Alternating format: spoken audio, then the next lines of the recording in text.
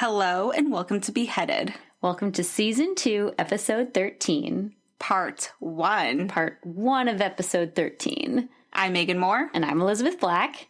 And we have come this far. We have a few minor hiatuses this season. We apologize, but we're here. It's all intentional. It was 100% intentional. But you knew this weeks ago we had to go to Disney World. We did it. We survived. We're here. We got negative COVID tests, both of us. Yes. Very excited about that.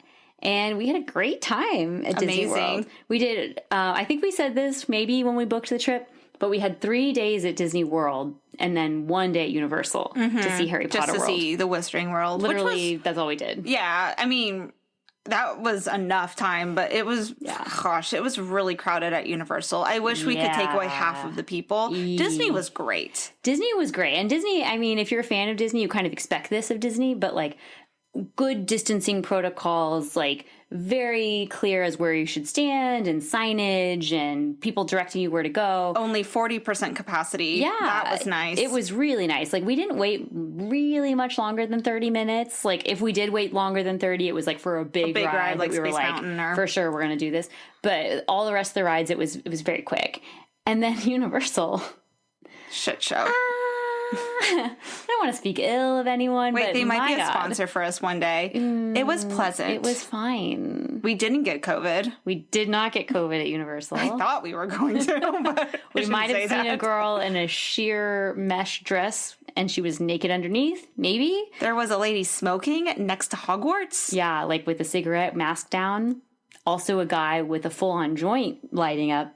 Taking videos of him lighting a joint. Videos of himself. It just wasn't Disney World. It was very different. And I'm sure we have a lot of fans who are fans of Universal Studios. And it was fine. I do give them credit for Wizarding World. Like, that was amazing. Like, Gringotts was amazing. Yes. The Hogwarts Express was amazing. Hogwarts Castle was amazing. And the rest was there. Disney World was fantastic. Disney World was great. That's just our opinion. Yeah. Love it or hate it. That's just what our overall impression was. But one really, really cool thing happened in Hogwarts. That's true. So we've talked about this before of like what was in the movie. We did mention this and we were kind of surprised, I guess, to see it in real life. But we were on, what was it, Forbidden Journey? Mm-hmm. Where we're in the Hogwarts castle and we're in line, we're in the queue, ready to go, you know, into the... Well, but first though, like we've explained how in Sorcerer's Stone in the movie... Yes. If you're in the scene when like Harry, Ron, and Hermione are going up the moving staircases and all the portraits are there, there's a portrait of Anne Boleyn. Yes. And just to kind of recap, the theory is because she was a witch who went to Hogwarts. She's a witch. And she's in England. Yeah. And she went to Hogwarts. And it's very much her portrait. Like it's not like a... It's a distinct portrait. The portrait of Anne Boleyn is there. Okay, so now continue. So... we're in the queue and we're in the gallery. So we see all the portraits. Some of them are moving, some of them not. And it's a really high it's cool. Ceiling. It's like a replica of the movie. So it's really it's really hard to see the photos like up top because you're just like, I don't know, like we're all looking around, it's kind of dark. And I was like, do you think Anne Boleyn's picture's here? And she's like, I don't know, maybe. And so we both start looking. I was like, nah, we're like, not both of us were like, attention to detail. Yeah, we're like, no faith. There's no way her portrait's here. Who would put it there? We found it.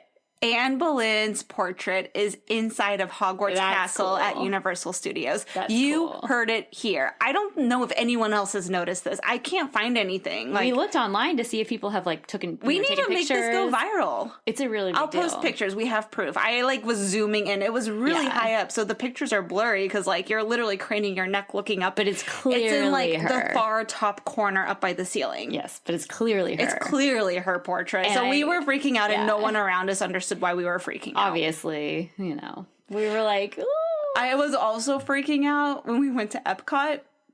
Well, of course, I just wanted to hang out in England all day. Because, you know, they have like they have like all the countries. It's called the, what's it called? The World Fair. Showcase. World Showcase, yeah. So it's like, they have 11 different countries. Mm-hmm. And they have England. And it's so adorable. And they have like the pub and crown. And it's all like British phone booths, and of course they have a replica of Hampton Court Palace, and that's where I spent like half the day just drinking. And she's like, I'm just gonna keep having drinks next to Hampton Court Palace here.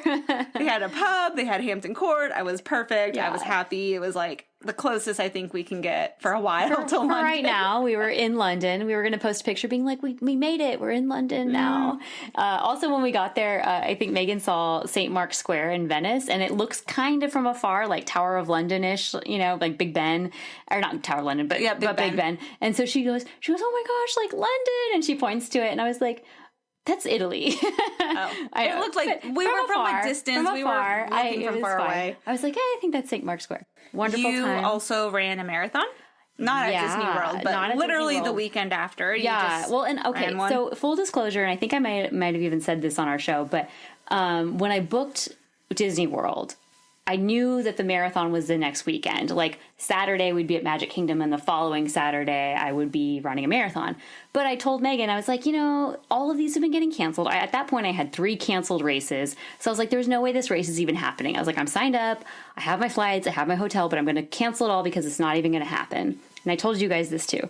And then sure enough, like we inched closer and closer to our trip. So I was like, this is going to happen. I'm going to Disney World, and I'm immediately going to Myrtle Beach, South Carolina to run a marathon. And so we went to Florida. We got back on a Wednesday night. I left late Thursday night for South Carolina, and then the following day straight back to the East Coast. Yeah, and my mom was like, "Why didn't you just book a flight from Orlando to Myrtle Beach?" I was like, "I don't know. I didn't think that far ahead." That would have made a lot of sense, actually. I know, but I was like, at that point, I just didn't even think that race was going to happen. So it was what it was. So I was like, yeah, I know. And so I flew in, like, red-eye flight on a Friday, you know, to Myrtle Beach. So it was Thursday to Friday. And then Saturday I ran the marathon. And it was my fastest time. Yay! I mean, it's because it was all shaded and downhill and great weather. So I can't claim, you know, my ability. But it's done. It's over. After 6 months of training for what I thought would be 3 marathons, it was 1. But good for you. Here we are. We're done. All that said, we appreciate your patience as we've been away for a little bit. Yes. But I say it was intentional because we wanted a very deliberate lineup. We did. Welcome to our season 2 finale. Yes. So our season 1 finale was Mary Queen of Scots. A big one. We always like to end with really Episode 13s are always going to be a big one, and they're always going to be 2 parts. Yes. We've got a bigger one. One that we said in our probably first season that we weren't ready for, and we got to do it right. Gotta do it right. I've been water dropping this a lot. If you follow us on @beheaded.podcast. If you don't, you should. Why don't you? I don't know. We made some French/British snacks tonight to represent her French upbringings. And then her British downfall. Downfall in the English court. We played some green sleeves. And we have been reading and watching and absorbing and immersing and bathing and licking and just sweating. And spending half our day at Hampton Court Palace. Anne Boleyn. Queen Anne, Queen Consort of England, Anne Boleyn. Second wife to King Henry VIII. I just got chills. One of the most important women in history. I'm nervous. Don't be. You can't show them you're nervous. This is fine. I'm confident, and that's what we kept saying. Like, we know this story, and I know. I think I'm sure we'll have a mix of listeners. Some listeners who are like, I also want to know this story. But like me, it's like I can hear this story so many times and I still cannot get enough literature on it, cannot watch enough renditions in movies and TV shows because I feel like you're always learning something new. You're always getting a little bit of a different perspective on it. And then welcome to those who really don't know who Anne Boleyn is, and welcome to the club because you are going to love her. You're going to love her. And be obsessed with her and want to get your hand on every book. Yes, I'm going to wear my t-shirt when we film part 2. We're not going to see it, but we'll take a picture. We'll post it. I got you that. You did. Sure. You did. We also, for part 2, can I say that we're going to have a guest? Yeah, absolutely we can. Okay. Yeah. We're really excited because we have a very special guest. I don't want to reveal yet who she is. Yeah. But she is someone who like legitimately has more reason to know more about her than we do. Truly, yeah. Like, she's we're a little Americans bit more professional from than we Scottsdale, are. and she is not. And she actually was a listener of the show first, so fan of us. Thank you for listening. And then we got in touch with her kind of over the years, through different messages. Oh my gosh, it has been. It's been years since we've at least a year. been in touch with her, talking. and we finally were like, you know what, you have enough legitimacy and like, You're a lot about probably more this. proficient to talk about Anne Boleyn than we are. Yeah. So we have she'll be joining us for part 2, which is our favorite part that we all love. Okay, which is really funny. Same thing with Mary Queen of Scots with part 1, part 2. Mm-hmm. Part 2 has more listeners than part 1. Yeah, what the hell, guys? Okay, guys, don't just jump to the execution. You have to get the full story. You got to know the background. You got to know the upbringing. I'm going to find all of you who did not. Well, I don't know. There is a lot. There's a lot of listeners. But that is true. I mean, I just honestly, I think you're a psychopath if you listen to part 2 and not part 1. Like, what's wrong with you? I'm going to find it by city and I'm going to make a data log and then come for you. You're going to put like wanted posters in that city. These people who are these psychos that only listen to part 2. They just listen to or watch like the sequel of a movie, but not the original. That's like watching a series finale of a show. That's like jumping to Toy Story 4 and not watching the first 3. There's no character development. Like, what are you doing? So don't do that. And if you have friends that were those people, please tell us. We'll find them. We'll get them. Execute them. Okay, before we start, Queen Anne, can I get some more wine? Oh, yes. Hold, please. Wine. Oh, we didn't even talk about our snacks. Like we said, we had a mix of snacks. We had... Oh, I posted some pics of our awesome... Never mind. Go look at that. Charcuterie board. Oh, this is her Dobby glass. I said, do you want a... Sorry, that's good. Trying. Oh, my God. I'm trying. Thanks. It's hard to roll out of there. No, I said, do you want a Dobby glass or a non-Dobby glass? And she goes, Dobby, because it makes me stronger. So she has Dobby, a Dobby the glass. house elf for those who are incompetent. I have a adult glass that has a stem on it. I don't do stems with my wine. We've learned this. Megan can't have stems on her wine glasses. I actually break most things. A, break it. B, spill it. C, what's the third thing you can do with the stem glass? I don't know. Oh my God. Give me a sec. Never mind. We're going to move on. All right. We have a lot to go over. We need to rein it in. You're right. Rein it in. Get it? Rain. You get it. You're so clever. We are. And I think you're the only one who understands. I get it. All right. So we're going to jump right into the story. Anne Boleyn. Of Hit Queen it off. Anne Boleyn. Go for it, Elizabeth. And as I typically do, we're going to cover early life first. Obviously this is a part 1, so we're going to end... We don't want to tell you where we're going to end, but we're not going to end, obviously, with the execution, because that's for next time. So if you're looking for that, that's part 2. But don't be one of those weirdos who only listens to part 2. Sickos who only like the death and the blood. I get it now. Anyway, so... We've raised these people. Good God. What did we do? We created a monster. We're sorry. So, Anne Boleyn, and this is still baffling to us that we do not know the exact year she was born. It's a debate. It's between actually scholars. A debate. And I hate to already kick it off with scholars debate, but this is true. There's going to be a lot of that. The majority of people think that she was born in 1501, right? But there are some people that argue that it was a little bit later, potentially 1507-ish. Some people say it might have been July. It kills us that we don't have the actual date of her birth. I wish we knew. Personally, my birthday is in late June. I want to believe that she's an early July birthday, so we're both Cancers together. Can I also just say, Elizabeth is wearing a full-on, green ornate dress. Are you pointing out my green sleeves? You have green sleeves with a pearl god-awful necklace. This was my grandmother's. Sorry. Thanks. The one who she's living. Does she listen to the podcast? She's living. I don't think she knows what a podcast is. Okay. It isn't the most tasteful of necklaces. I did take it off when I went to the grocery store today. Which is, I think, a sign. But it looks like little crowns on it. Yeah. Anyways, I just have to say, I know that you're Boleyn blood is pumping through you, and I appreciate the look for tonight. I feel it today. I feel the Boleyn blood today. And if you don't know what that means, we'll get into it. The long story short, I have some Boleyn heritage in me. We'll talk about it. Don't worry. Anyway, so we're still on her birthday. By the way. We're not going to get through it. We're 18 minutes in. We're still on her birthday. Okay, we're going to get through it. Okay, so 1501 is what we're going with. We're going to go with she was a Cancer that was born in early July. That's what we think. Sure. Great stuff. All right. I'm wearing green sleeves. It's fine. Her father was Thomas Boleyn, who eventually becomes the first Earl of Wiltshire. And sorry if I'm saying that wrong. Wiltshire. And then her mother was Lady Elizabeth Howard. So she was the daughter of Thomas Howard, the second Duke of Norfolk, which this will all come into play later with the names. But just remember that. Thomas Boleyn, Elizabeth Howard. mother and father. So she grew up at Hever Castle in Kent, in England. She had an older sister, Mary Boleyn, and a younger brother, George. Again, all of their dates are not quite documented, but this is believed to be the order. So it went Mary, Anne, and then younger brother, George. And overall, the Boleyns were a very well-respected family in English aristocracy. Their father, again, Thomas, was a favorite of King Henry VII. He was a diplomat who was very gifted with languages, so he was seen as this very kind of cosmopolitan guy who knew his way around court.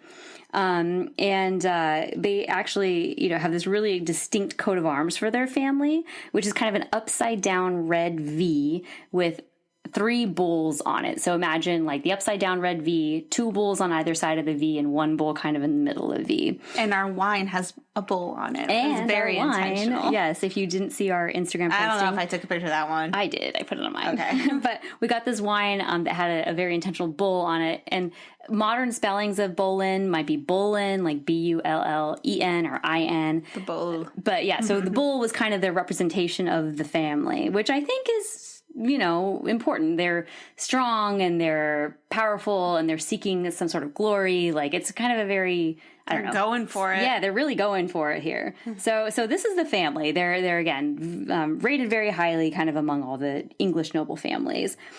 So until 1513, she actually went to the Netherlands. She was educated in this ward of her name was Margaret of Austria, and Margaret of Austria loved Anne Boleyn, and they think she might have even been too young to be at this kind of school. So she was very much a favorite of Margaret. She studied a lot of different things there from an early age: arithmetic, family genealogy, grammar, history, reading, writing. She also was very good at dancing, embroidery, etiquette specifically, singing, dancing. She was good at kind of some of the boyish stuff. So cards, chess, dice, archery, horseback riding, hunting, falconry, which would become a symbol for her later. So she grew up with a very well-rounded education, not just like in the household duties and not just in the classroom, but doing all these kind of, guyish, manlyish things as well. So she, again, grew up there in the Netherlands, but it was about 1514 that her father, Thomas, decided that she needed to go to France. So he arranged for her to basically attend to Henry VIII's sister, Mary, who was going to marry Louis VII of France. So he said, hey, go to France, wait on his sister Mary. You're going to be maid of honor there. And then eventually she became maid of honor to her stepdaughter, Queen Claude of France. So she was there for about 9 years. So at French court, it's very different. It's not English, it's not the Netherlands, and there it's all about fashion and art and poetry and literature and religious philosophy. And so at a young age, she's already becoming immersed in these very deep subjects. She's already learning kind of French culture and, again, how to talk to people at court, and not in a silly, girlish way, but a very sophisticated way from a young age. So from a young age in French court, she already has this very firm grasp of like flirtation and courtly love. And she gets she gets a lot of attention. I mean, she's this mild, again, we'll talk about how she looks in a little bit, but we're not sure how attractive she was. There are varying accounts on her looks, but for a moderately pretty girl, she gets a lot of attention. And it's mostly because she can really capture people with her words and her wit and her culture. So she is in this French court. She gets very well acquainted with this lady, Marguerite de Navarre, if I'm saying that correctly. That was King Francis I's sister. And Marguerite was very much a patron of kind of humanists and reformers. They were people that didn't really side with the Catholic Church of Rome. They were the ones that were saying, hey, there's this other element of Christianity that we can explore. They even like kind of verged on heresy to a certain extent because they believed in this certain kind of Christian mysticism and, again, breaking away from Rome type of, I guess, thought. So Anne kind of grew up in this, again, at a very young age, already questioning her religious upbringing and the Catholic Church. And, well, why can't everything be more about this and the humanist movement and the reformists? And, why do we have to listen to a pope who is supposed to decipher the word of God? Like, why can't we go this other direction? And so she grew up amongst all this kind of free thinking in France. And to get a little more into what Anne looked like when she became a woman and, who she was in this court, she was about average height. They said Anne was about 5'3". She was slender, very long, dark, straight hair, olivish skin tone, a very strong nose, thin lips with kind of a wide smile. And they say when she was young, she was very sweet and cheerful, mostly when she was in the Netherlands in her early days at French court. But when, again, she got older and she kind of got more exposed to these more sophisticated, I guess, ways of being, she became known as very brilliant, very charming, very elegant. They thought she was very lively, opinionated, passionate about her views. So she often got into debates with people and really fought for what she believed in. And people allowed it because she was so charming. She didn't come across as cross or confrontational or bitter. They were like, wow, this girl's pretty, she's young, she's lively, and she has her own thoughts. What a thing to think about, what an interesting concept. So she got all this attention very, very young. And so by the time that she was about to leave French court, she was known for her keen wit, her sharp tongue, also kind of her bad temper, though, because as she got older, it started to get to a point where she would not be afraid of debate, to the point where she would kind of piss people off. Yeah, so they would say she had a sharp tongue and a quick temper. Exactly. Yep. So, so again, she wasn't outright reformist quite yet. They do say that she was very devoted to the Virgin Mary in Catholic faith. So overall, she thought, papacy and Rome, she thought they were a corrupting influence on Christianity, but she was also very devout to Mother Mary, to the Virgin Mary. So she had some traces of her Catholicism kind of still left in her upbringing and her belief. So all that being said, here's her time in French court, which, by the way, we're all like, were you at French court or were you actually at Hogwarts in the Slytherin house? We think, and I'm going to ask you this too, Megan. I mean, you think if she was at Hogwarts, she'd be a Slytherin? Oh, 1,000%. The fact that she's known for her green sleeves and her green color and her ambition. And every time they describe Anne, in the Boleyns, they say they were a very ambitious family. Yeah. Anne had ambition. Mm-hmm. And I'm surprised her representation was a falcon and not a snake, to be honest. Honestly, yeah. That would have blown my mind if it was a snake. I feel like and the I would falcon have been was a front. Yeah, see, I'm this white falcon. Actually a snake.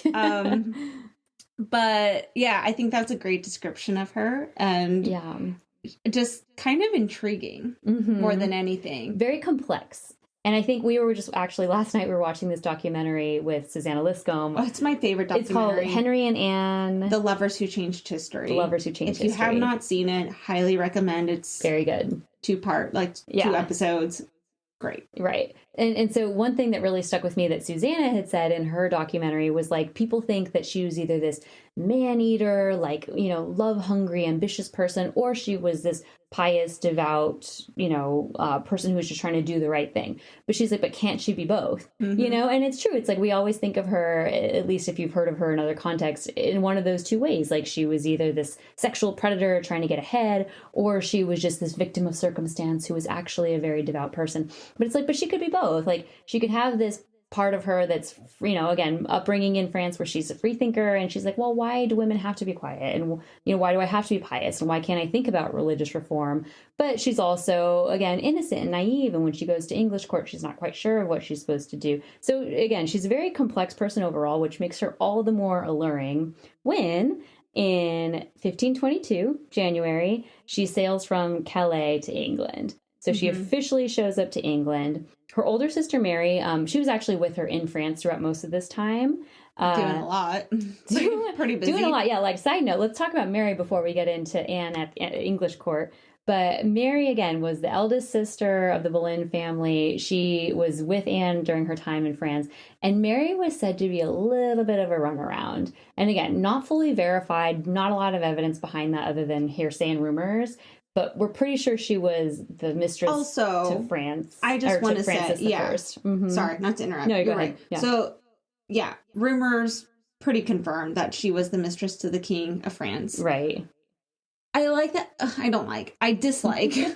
There's this perception of Mary that she's a little bit of like you said, a runaround, or like, I hate to say the word slut, but like, I hate that word. It's a disgusting shaming word. here. No, that's what I'm saying, is I think there is some slut shaming about Mary. And I think we don't know also how much was she forced into those positions. Her family might have coaxed her into being like, hey, why don't you get close to the King of France? And I think she was very much encouraged to be in certain places at certain times and seduce powerful men. Right. And I think that was just a tool. The Boleyns used their daughters as tools to rise. Right. By putting them in bed with kings. What noble family didn't? You know what I mean? Yeah. So I think there's always this perception of like Mary and a little bit of Anne, like you said, are like these sexual predators and like really they like slither around court and they're just trying to like, look pretty and have conversations with the right men. I think they were also trying to survive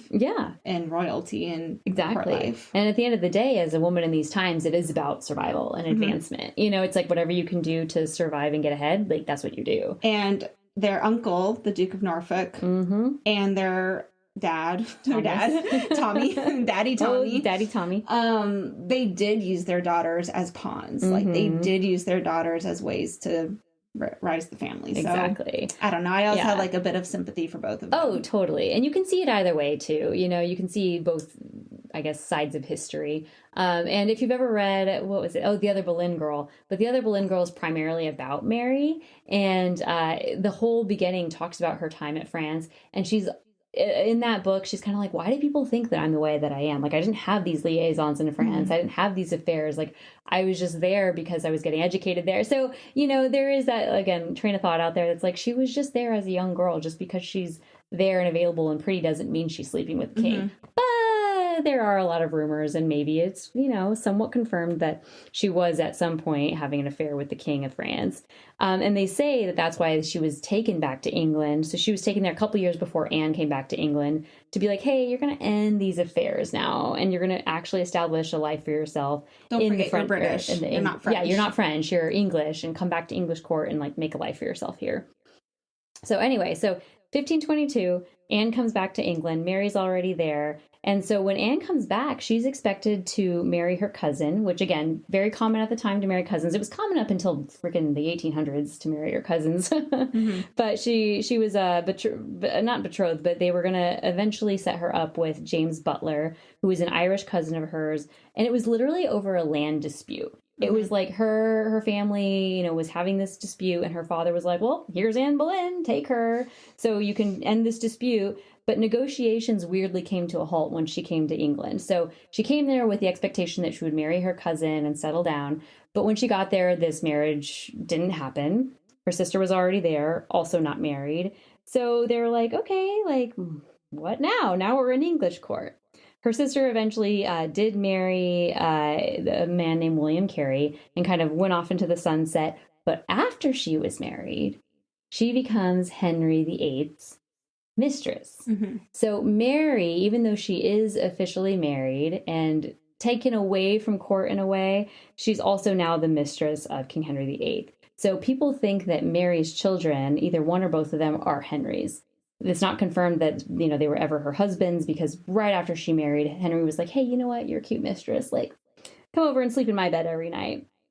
So Anne had seen this. When she arrived in court, she knew her sister was the mistress, and she was like, okay, here's the situation. I'm the sophisticated, you know, English-bred French, or like English-born French-bred type of girl, and now I'm here seeing my sister essentially just be a concubine to a king. Like, how do I get my footing in this whole era? So at the beginning, she's just very, you know, coy, I guess. She didn't really get the king's attention for much of the time. She was just there to really enjoy herself and be in court and mingle and use her, again, Frenchly, courtly, flirtatious ways to go by. So it wasn't until she debuted in this pageant. So at this point, Anne has been in court for a couple years already, a few years, and Henry's finally starting to notice her. Kind of a cool fact, which I didn't realize, I think. I always thought that court was a bit of a condensed version of like a small high school or something. Right, but yeah. There were a lot of people there. And there could be up to 200 servants. Yeah, overall, like 2,000 people overall in the court. of those could be 200 noble women and then 100, like a thousand noble men. Right. So the fact that Henry really spotted her amongst everyone, because she was kind of still like in the crowds at this point. Mm-hmm. But something that the British court loved to do was put on these plays. Oh, yeah. And we need to remember, what is the court like right now? So this is late 1520s. And Henry's thriving. Mm-hmm. Henry is in his glory. He's handsome. He's athletic. He's tall. He's about 6'2", Mm-hmm. which is very tall for back then. Yes. He's got his red hair, his his beard. He's very strong. He's great at sports. He's a jouster. He's a tennis player. He's a fencer. He also loves music. He loves making music. He loves singing. He loves poetry. He loves reading. He loves comedy. He loves acting. Like, just truly a well-rounded man who's handsome and tall and the King of England. And at this time, this isn't like the nasty Henry that we all kind of envision. He's not like this big fat guy that has a terrible temper. He was very liked at this time. Like, everyone loved him. The people loved him. People thought he was great. So they put on a play, and the purpose is that each courtier is playing a different personality. Right. And the noble women are all different, like positive things, like, you know, patience and beauty, honor. And then right. Anne Boleyn is playing perseverance. Yeah. You actually have a very funny tie to this. Quick little like side story. So, and I didn't really know this until later, but when I was in college, I had this initiation for Greek Honor Society. And it was like, you know, a thing that happened at sunrise. They take you to the clock tower on campus and they give you each a virtue. And it's important because there's only 6 guys and 6 girls that are a part of the society. And they go around and they give you each a virtue. And they come to me and they're like, your perseverance, and this is why. And they give you a whole reasoning as to your story and blah, blah, blah. I was like, that's really cool. That's such a weird coincidence. And I didn't even know this story until I met Megan, because obviously at that point, I knew of Anne Boleyn. I knew that I was related to her in some way. And when I met Megan, I don't even know how it came up in conversation or why I would tell you that story. But I said something about, oh yeah, like we had this really funny ceremony and I was given perseverance. And she's like, wait, what? She's like, well, you mean you were assigned like a virtue and the virtue was perseverance? I was like, yeah. She was like, do you understand that that's Anne Boleyn's? You just have all these weird ties to her and it creeps me out. It's Every time strange. we hear a new one, I'm like, this is weird. Yeah. Well, anyway. Our family coat of arms, like all these strange things that just are very much alive. She's a Cancer. I know it. We don't know that.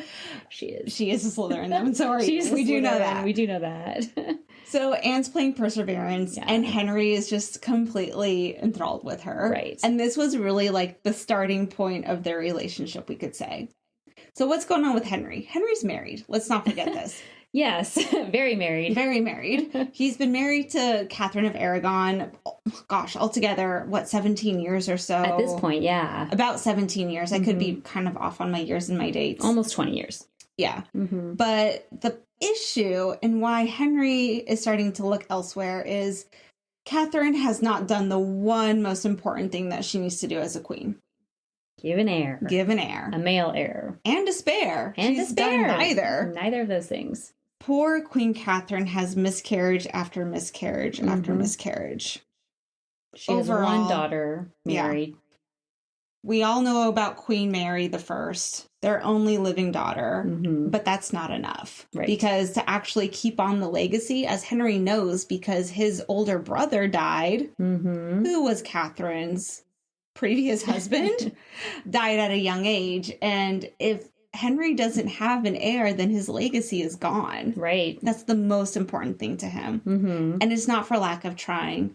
Poor Catherine of Aragon had, 9 miscarriages? A lot. Am I off on that number? No, that sounds about right. Because they were married for 17 years. These numbers a little bit more. So we figure 1 or 2 a year, you know. One of their that's a lot. Sons. That's not correct math. Yeah, but they, you know what I mean? Have babies twice a year. You know, 2 times a year you have a baby. But they did have a son named Henry, and he only lived for 52 days. So it was just really, really terrible and a big dark cloud over their marriage. And Henry started starting to look elsewhere. Yeah. So he's had a relationship already with Mary Boleyn. Yes. And now he's pursuing Anne. Right. And after this pageant, a lot of young men wanted to pursue her. You know, that's kind of her coming out party where she debuted to court and people were like, wow, have you seen this Anne Boleyn girl? And who's the first one in line? Like, Henry. He's like, okay, I got to get this new girl. This new girl from French court. Pretty cute. Oui, oui. Oui, oui, bonjour. Anne isn't going to play that card, though. No. And again, Anne is smart. Anne is witty. Mm-hmm. And she's not going to follow in her sister's footsteps. Yeah. She saw what happened to her sister, who inevitably gets pregnant. We are assuming by her husband, but who knows? Who knows? We never know if her son is actually William Carey's or if it's King Henry's. Which, side note, my uncle Dennis has the brightest red hair ever and looks like King Henry VIII. And that's from the Mary Boleyn line of Probably succession. Is. I'm just Probably saying. is. And my cousin Karina, same red hair. So Anne Boleyn is very much not going to give in to Henry VIII Mm-hmm. because she is not going to go down that road and just be the mistress. Exactly. She wants more, and her eye is on the crown because she sees what's going on with Catherine, and she's like, I might have a foot in here. Interesting enough, though, this wouldn't actually be her first betrothal. No, she actually had already a secret betrothal. So as soon as she, came to England and it didn't work out with her cousin, James Butler, she actually was betrothed for a while in secret to this guy, Henry Percy. So Henry Percy at the time had this father. Well, at the time, he always has a father. But his father came in and was like, you can't marry this girl. Like, what is she going to do for you? So he actually kind of detoured that from happening. So she, again, did not have any intention of coming to England and capturing the king's affection. She was there for her cousin. She secretly betrothed Henry Percy. So by the time she is in English court, and after the pageant, she actually became a maid to Catherine of Aragon, by the way. So she was Catherine's lady in waiting. Yeah, so she at that point was very much in the forefront, and Henry saw her all the time, was like, I'm not going to have anything to do with you. I've seen what you've done to my sister. I didn't come here for you. So had zero interest and was playing very, very hard to get with Mr. Henry VIII. Very, very fascinating, though, is that there's all these love letters between them. And it's really in 1526, I think their relationship starts to flourish. Yes. Because, once again, Henry is no longer quite interested in his own wife, and Anne's picking up on this, and she's thinking, I could actually be Queen of England if I play my cards right. Right. And, of course, her uncle and her father are very much pushing for this. Also telling her that. A lot of debate that likely they were... kind of like the orchestrators behind this also wanting to move their family forward. But I think there actually was a very true love between Henry and Anne. I think so. I think, she obviously was just impressed by his position, and he's young and handsome and athletic and tall and all those things, and he was so infatuated by her that she was like, maybe this could work. And I think she did have a spark for him. And she did play a lot of games with him where she would get his letters and then maybe she'd leave for Hever unexpectedly and be gone from court for a few weeks. Like she would do all these things where she wasn't chasing him like a puppy. Yeah, she wasn't saying all the things back to him like he wanted. It's actually interesting because you can recover a lot of Henry's letters to her. It's really hard to find anything from Anne to Henry. It looks like Henry was chasing her. Yeah. And she was playing hard to get. But what was really important is because she wanted to keep her virtue. Like she wasn't going to go and sleep with him because she knew that the minute that she did that, the whole game was gone. Right. And he would only marry her if he knew that she was virtuous and true and a virgin. Exactly. Yeah. And at this point, too, remember that, a lot of men assumed the women were the one that decided the sex of their babies, so he was like, well, Catherine of Aragon sure as hell isn't getting me a son. And like, I already had one son with this, I don't know what she was, a lady in waiting that he had a bastard child with. So I know it's not me. I can produce sons. So Anne also had this weird illusion of like, hey, if like we wait long enough, I can give you a son. I know I can. And like, you can't promise that. Exactly. But there was enough, again, I guess romanticism around it to where he's like, oh, this is the woman who's going to give me a son. I know it. So Henry starts thinking, how can I divorce Catherine? And he turns to Wolsey first. Cardinal Wolsey. Who is a cardinal, so he has ties with the Church of, with the Rome. Catholic Church in Yeah. Rome. And so the whole thing is Henry's Catholic, Catherine's Catholic, Catherine's from Spain. Yeah. So they have to get a legal divorce through the Pope. And the Pope is like, no. Nope. There is never... And Catherine of Aragon's a Spanish princess. Very Catholic, like very Catholic. dedicated to Rome. There was never a divorce between a king and a queen like that before. No. Mm-hmm. And so Henry starts using reasoning of, well, look at what the Bible's saying, and it said you should not marry your brother's wife. And that's Right. exactly what happened. Was King Arthur died, Catherine's first husband. Mm-hmm. And so Henry picked her up. Yeah. But Catherine always said, but I was a virgin. We never consummated the marriage. Because he was sick, and then he Mhm. died, and he was 15 when he died. Like, we never consummated that. Right. But Henry's now believing that that can't be true.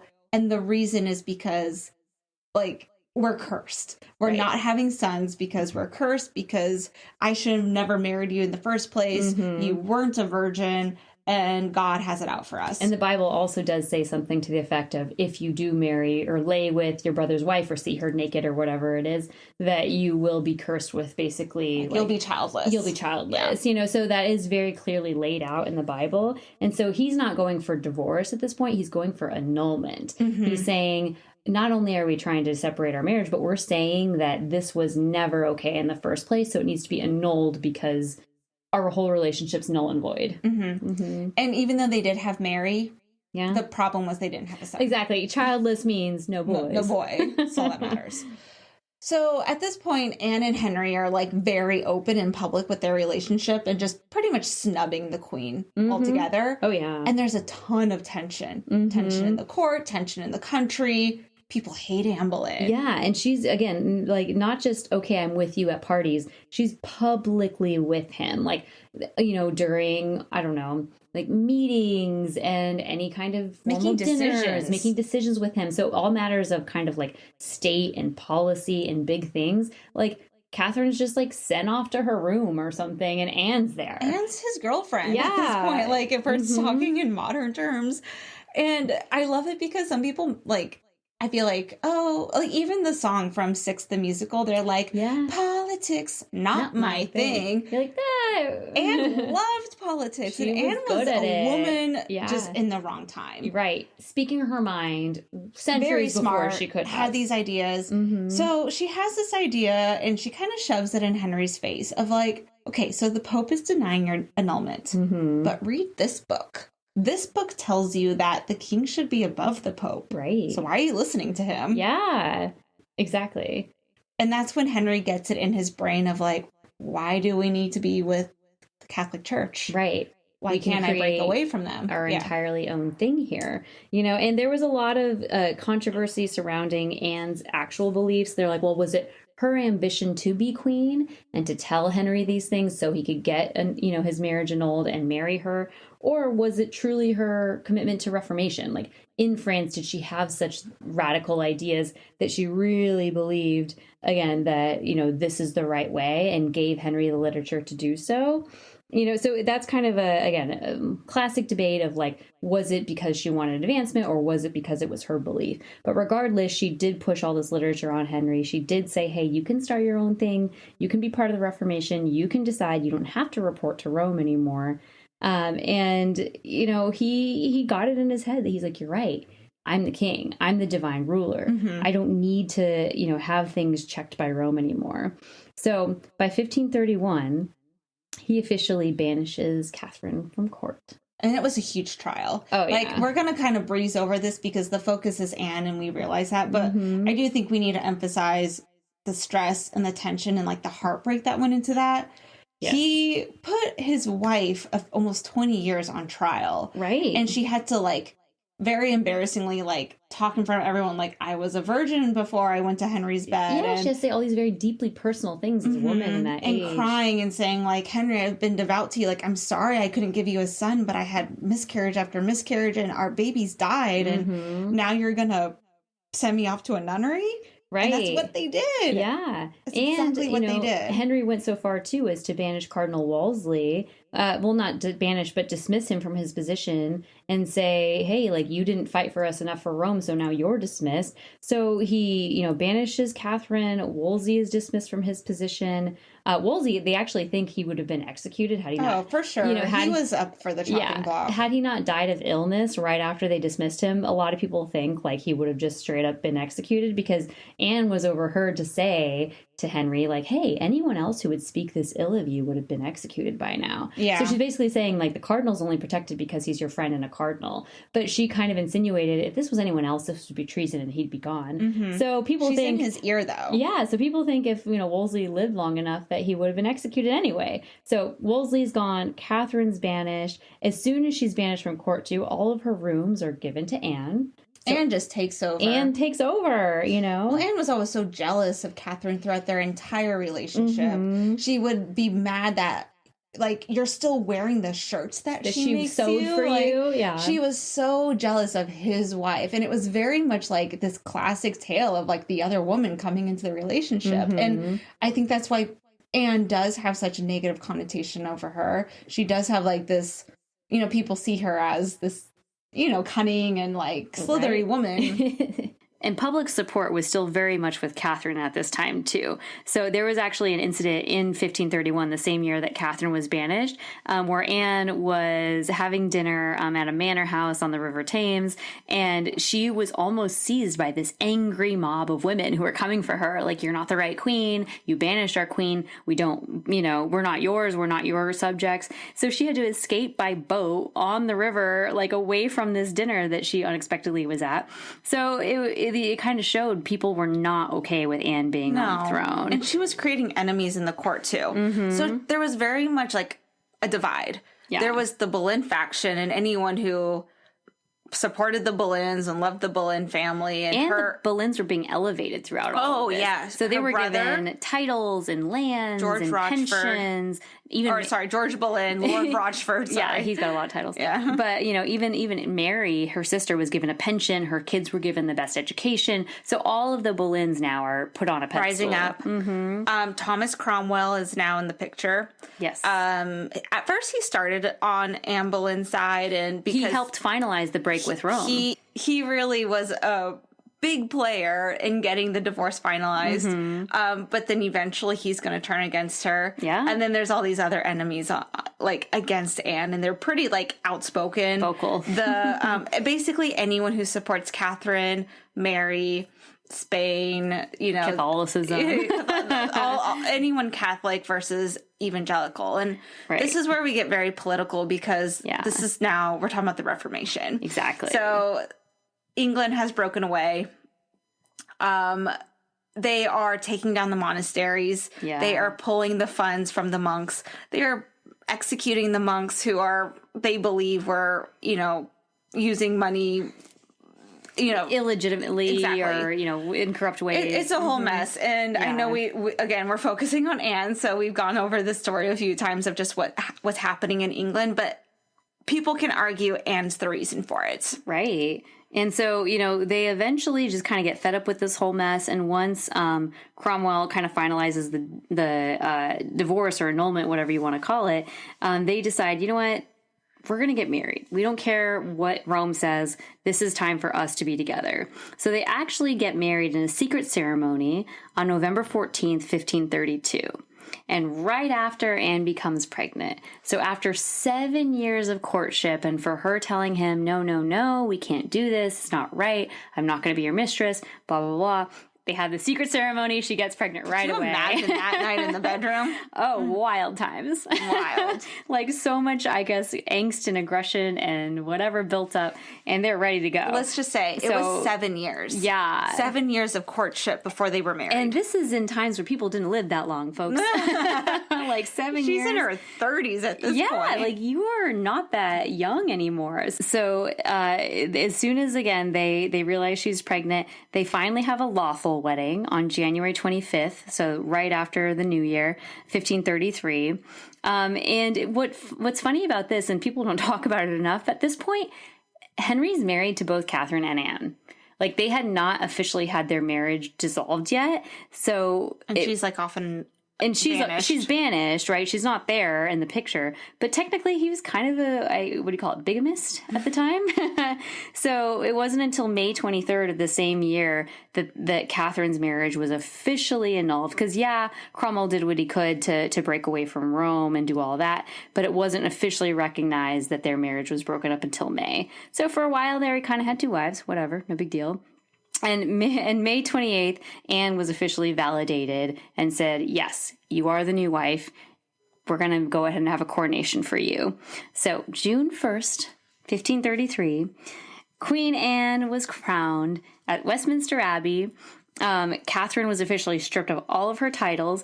And what's really cool, and we actually, both of us didn't know this until we were researching in, the past few days, but she wore St. Edward's crown, which was a big crown. It looks like a king's crown, like with the velvet and the high arches and all that.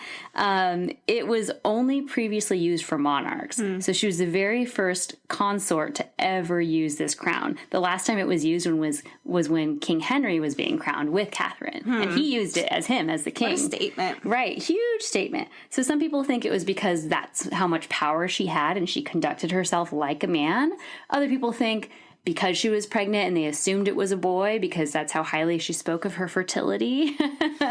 They think it better be a boy. It better be a friggin' boy. They were like, oh, she's wearing it because she's saying, I have the male heir with me kind of thing. Either way, it was unprecedented. She had the St. Edward's crown on her head. Well, and during the coronation, people weren't in love with her. No. So she was expecting this huge, big, beautiful parade, and everyone's going to be throwing flowers at her and cheering in the streets. And not so much Slytherin. It was mildly quiet. And I think Anne really got a glimpse of people were angry because they missed their old their Queen Catherine, who they thought was just eloquent and pious. Mm-hmm. They called Anne the great concubine. whore, the concubine. They had names for her. Oh yeah, people didn't like her. People just thought, what are you doing, Henry? Whore. You're the whore. You're marrying the whore. You're marrying the concubine. She's the second wife. You let this person seduce you. Gross. And this isn't the Henry that they're used to. This isn't this is charming Harry. What are you doing? What are you doing with your life? Exactly. So at this point, the Pope officially excommunicates him. Because again, even though they've had these breaks with Rome, it wasn't until the coronation that the Pope was like, okay, you're excommunicated now. You are kicked out of all Catholicism, blah, blah, blah. So on September 7th, 1533, Anne gives birth to that lovely bubbling boy that they were all expecting. The boy named Elizabeth I. Elizabeth! He's here. And Henry's pissed.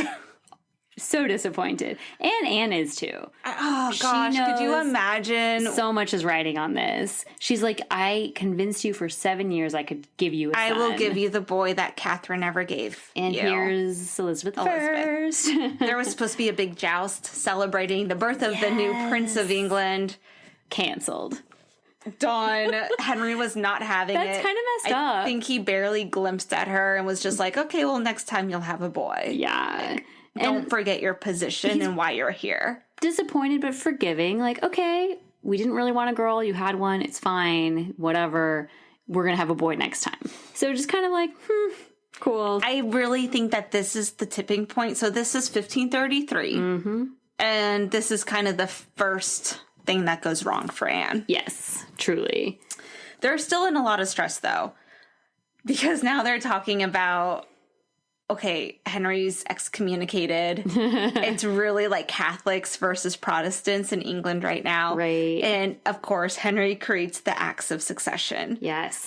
Which is basically the oath that we've always talked about. The oath. We talked about this a lot in the Thomas More episode. Yes. But it's anyone who essentially refused to declare Anne as the new queen and officially that their marriage is valid. If they refuse, you can't refuse. There's no refusing, really. The people that did refuse were Thomas More and John Fisher, which Thomas More we know how that worked another out. Episode of ours previous episode. executed. So you can't say no to this oath. All the subjects were required to swear it, to sign it, to acknowledge Anne as queen. It's acknowledging that she's queen. Mary the First is illegitimate. She's a bastard. Elizabeth the First is next up for the throne, unless, of course, they have a boy. And that Henry is all ruling, all Supreme sovereign. head of the Church no of one's above England. him. Right. Which is why people had a problem, because he's basically saying, like, I'm above God. Exactly. Sign this to prove it. Yeah, so it's a very tricky time in England, but he does become supreme head of the Church of England. And again, because Elizabeth is born and there is no son, it's the first somewhat of a crack in Anne and Henry's relationship. And it's ironic because the qualities that made her such a great mistress and such a great companion before they were married are now the qualities that make her an unacceptable wife. Exactly. It's like, she's like, oh, I'm going to be like outspoken and I'm going to tell you what I think and I'm going to be like cute and minxy and flirtatious at court. And all those things are great when you're not married and you're trying to get the attention of men. But as soon as you're married, it's like, I'm sorry, you shouldn't be speaking your mind. Like, I'm sorry, why are you here talking about state policies? Remember your place. Like, you had a daughter. You didn't give me a son. You don't have a say. Remember your place. And why are you being so flirtatious at court? Like, all of a sudden, all the things that were so enticing about Anne are now kind of like causing a lot of friction between her and Henry. So Henry is starting to get frustrated. There's tension. There's tension in the country. There's tension with politics, religion, and now in his marriage. Anne has, at this point, 2 more miscarriages. Yeah, in about 1534, she has another miscarriage. Oh, I guess her first I say another, but she had her first miscarriage. Yeah. The dates on these we're not always quite sure. Yeah. Again, they didn't want to, I think, like, at this time, I think they were still kind of keeping it hush-hush of, like, the fact that she is not as fertile as she was bragging about. So we know she, at this point, has at least 2 miscarriages. And Henry's eyes start wandering. They do. It was very common for a king to take on a mistress while his wife was pregnant. So that part wasn't, I think, so much of a shock, but Anne wasn't okay with it. Right. And let's remember Anne's temper, Anne's pride, sharp wit, all of these personality traits. She wasn't having it. And Henry had his eye on one of her ladies in waiting, Jane Seymour. Yeah, and it was a time where Anne was extremely exhausted as well, because she had this great rise after 7 years of courtship and finally getting her crown and then becoming pregnant, then having a girl, then having a miscarriage, and then another miscarriage. And now she's kind of at this time where she's like, I have to impress Henry. I have to keep impressing him. He's losing hope every single time she has a failed pregnancy. Every day, every sexual encounter, every time he talks to another lady at court, it's a dagger to her. It's another cut to her. And she's like, I'm losing control fast. And she spent so much money on gowns and jewels and riding attire and furniture and renovating palaces and always trying to up and up and up and look how good I am and look how beautiful I am and look at my palaces. And so she was exhausted. And it's funny, if you've ever read The Other Boleyn Girl, it talks about her just sheer exhaustion from this, because she would stay up late entertaining people and hosting these parties and dancing all night. Super wife, yeah. And then in the morning, waking up at 5 a.m. and going hunting with Henry in her best riding attire. Yeah. And again, all throughout this, she's suffering miscarriages. She's grieving. She's not having, the physical pain, mental pain, emotional. And so it was ironic, because once she became married, her motto was the most happy. And I think she tried to exude that until almost the day she died, where she was like, I am the most happy. I stay out all night. I party all night. I drink wine with you all. I gamble with you bitches. I wake up in the morning, I go out and I ride. I do it. And I smile and I say witty things to Henry. The one thing she can't do, though, is all of this would be perfect if she had a son. Right, exactly. And talking about her parties and all of that, so we know Anne loves music, Anne loves dancing, Anne loves entertainment and fun. And she's got this close-knit group of people who Henry's starting to kind of like give up on it. He's like, I don't want to party tonight. Right. And Anne was still going, and she had this group of people, and jealousy starting to come up. Yep. Anne is partying with her favorite musician, Mark Smeaton. Henry Norris, William Brereton, Frances Weston, and of course her ladies are there too. Yeah. And she's doing this for attention and to make Henry maybe a little jealous, so he still gives her attention, you know. But at this point, he's like, I just want to kind of go to my rooms with Jane Seymour. Sorry. Like, well, but let's be clear. Jane has not given in to Henry. Not yet. No. She's, again, another kind of Anne type who refuses, you know, gifts and encounters and says, no, I'm pious. I'm not going to do this. You have a wife, blah, blah. Which, as we know, Henry, because he did the same thing with Anne, is like, oh, no, I really do want to be with you, you know? So faster than he fell in love with Anne Boleyn, he falls in love with Jane Seymour.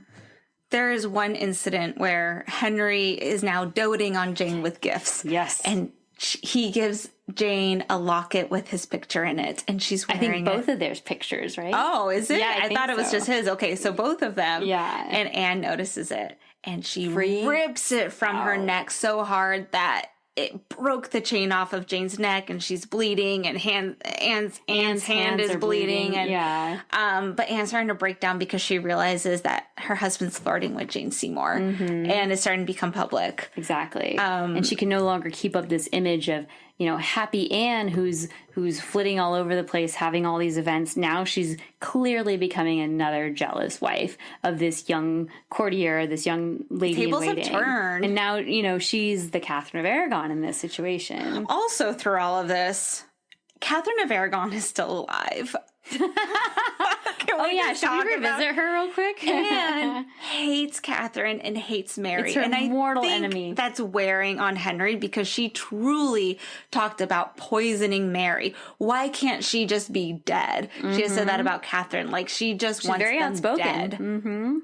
January 1536, her dreams come true. Catherine dies. Poor Catherine. Sadly, cancer of the heart. Like, literally, broken heart. It's kind of what killed back Catherine. then thought that she died of a broken heart because she was Anne kept Mary separated from her mother, and they died Catherine died alone and lonely and without terrible. Henry, without Mary. So what does Anne and Henry do the day that she died? They decide to wear yellow and celebrate with many festivities. And have a party. Because Anne's always having parties and proving she's the best person and the center of attention. I wonder what her Instagram would have looked like. Oh, God. Actually, I think she'd be pretty cool about it. She's not an attention... Like, she's an attention whore, but she's not. Okay. You know, she's sly about it. She's not going to be in your face, like, influencer. She's going to be like... Yeah, I have a really cool life, but I'm not going to tell you everything because she's mysterious and complex. Sure. That's what I think. Anyway. I think otherwise. Go ahead. Slytherins don't give it all away up front. We're more mysterious than that. Gotcha. Anyway, but okay, so Henry and Anne both wear yellow the day after Catherine dies.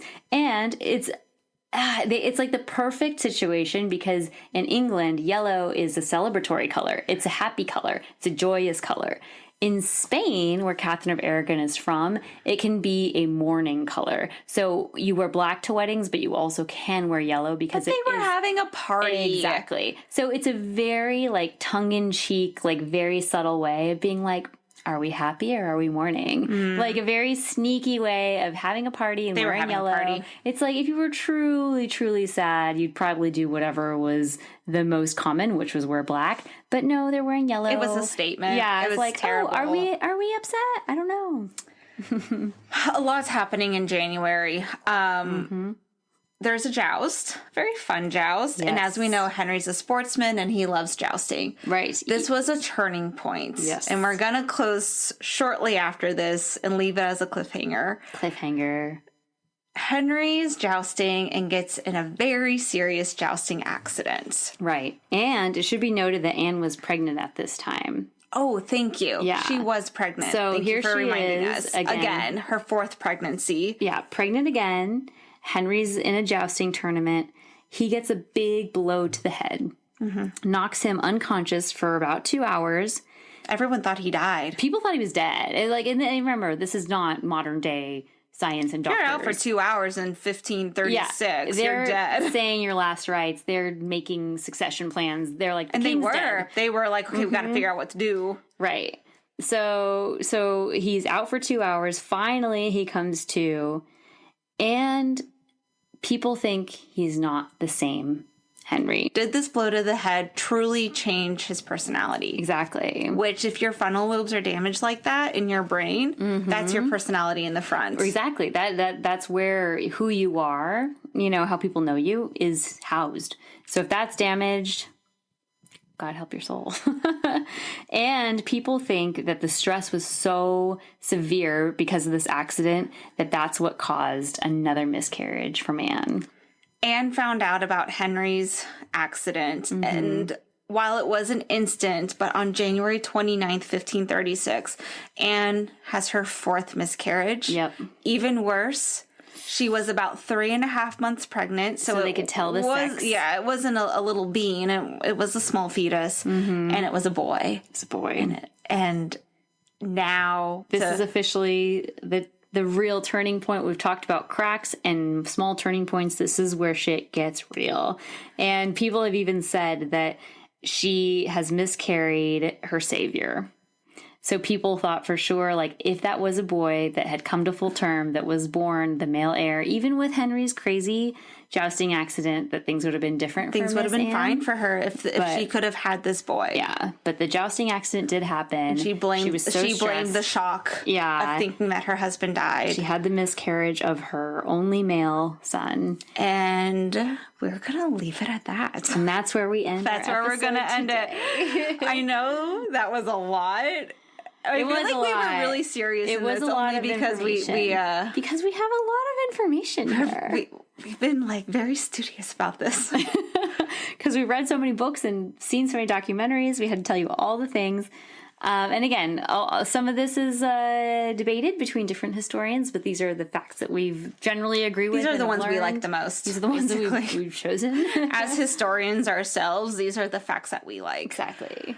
But we are going to end it there tonight. We are. And next time you listen, we have a very special guest, and we're going to finish it off with the pure downfall. Oh, and the downfall. There might be a beheading. May or may not be. I don't know. The show is called Beheaded. I think people know what happens to Anne Boleyn. But that is all to come in part 2.